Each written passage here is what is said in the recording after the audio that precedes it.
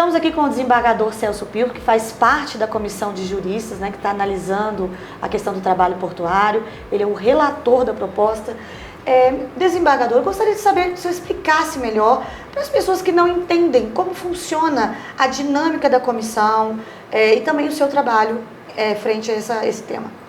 Perfeito, Michele. A comissão, um projeto de lei, a Câmara dos Deputados ou o Senado tem duas formas. Ou o projeto é apresentado por um deputado, ou muitas vezes a Casa Legislativa, ela instala uma comissão de juristas, assim como teve a comissão do Código Civil, do Código Penal, do Sim. Código de Processo Civil.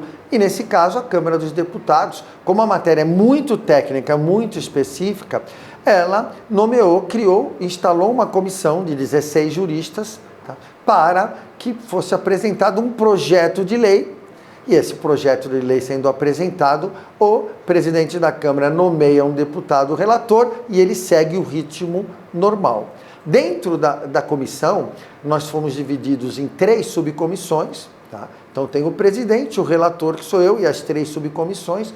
Cada subcomissão vai apresentar um relatório e um projeto referente aos artigos daquela matéria, porque a subcomissão 3 é específica de trabalho portuário, as outras são temas gerais de trabalho portuário. Eu recebo, consolido num projeto de lei, abro prazo para emendas dos membros da comissão, porque os membros da comissão 3 só trabalharam até então nos temas da comissão 3, Sim. Os membros da comissão 2 só nos temas da comissão 2, e aí um membro, por exemplo, da comissão 1 pode apresentar uma emenda à proposta da comissão 3. Aí eu defiro ou não essa emenda e essa minha análise é levada à comissão, a todos os membros, para aprovação de um texto final.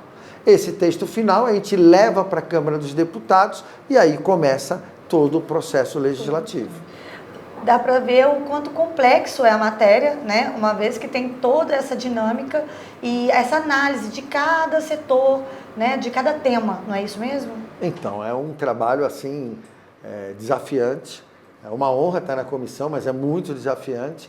A comissão é técnica, exatamente pela complexidade, e os temas estão interligados, então não pode você tratar de um tema não pensando no outro. Você tem que ter essa visão macro, e por isso o trabalho das subcomissões depois ele é sistematizado, porque toda a lei vai ser analisada de forma conjunta. Tá? Nós teremos um capítulo inicial com a introdução, com os princípios que devem nortear a análise daquela lei, da interpretação daquela lei, como o prestígio à negociação coletiva, a livre iniciativa, a valorização do trabalho humano, todos os princípios da ordem econômica constitucional que vão ser prestigiados pela nova legislação.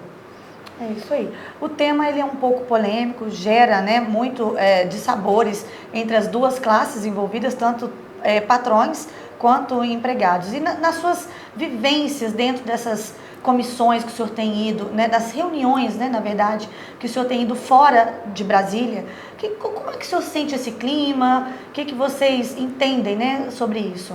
Então, dos três temas, das 3 subcomissões, aqui tem mais barulho, porque, é lógico, envolve a relação capital e trabalho, então é legítimo que os trabalhadores estejam preocupados com a manutenção das suas condições de trabalho.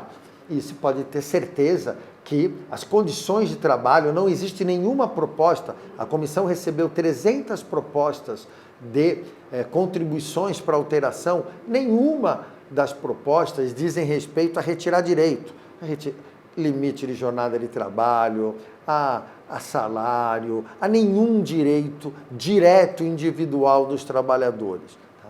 O grande ponto é a questão da gestão dessa mão de obra, que, na verdade, primeiro, essa gestão compete ao órgão gestor de mão de obra e existem muitas contribuições para alterar esse tipo de gestão. Isso está sendo analisado pela subcomissão 3.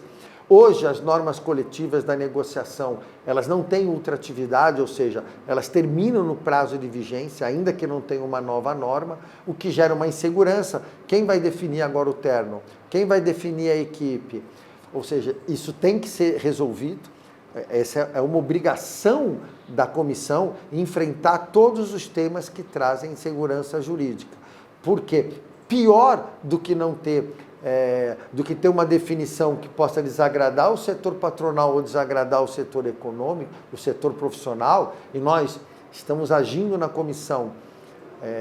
Isso foi uma determinação do próprio ministro Douglas Alencar, desde a primeira reunião, todos os membros, quer sejam advogados, juízes, membros do Ministério Público, todos têm que agir como magistrados, ou seja, com neutralidade. Então a nossa ideia é enfrentar esses temas, porque pior do que não enfrentá-los é ter essa insegurança jurídica que fomenta o conflito entre o capital e o trabalho. Se nós definirmos todas as situações e com um espaço aberto por negociação poder alterar, mas por negociação, mas a lei vai ter definido o que já existe hoje.